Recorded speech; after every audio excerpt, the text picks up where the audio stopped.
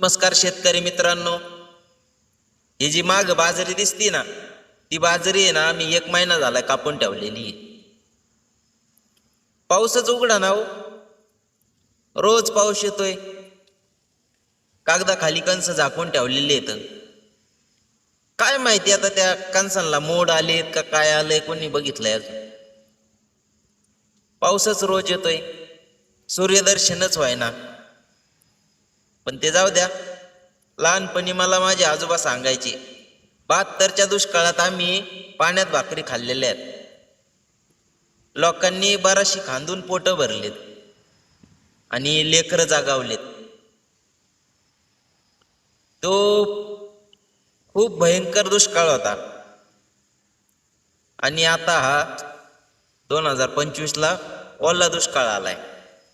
शेतकऱ्यांचे गुरंढोरं वाहून गेलेत, पिकं गेलेत पाण्यात.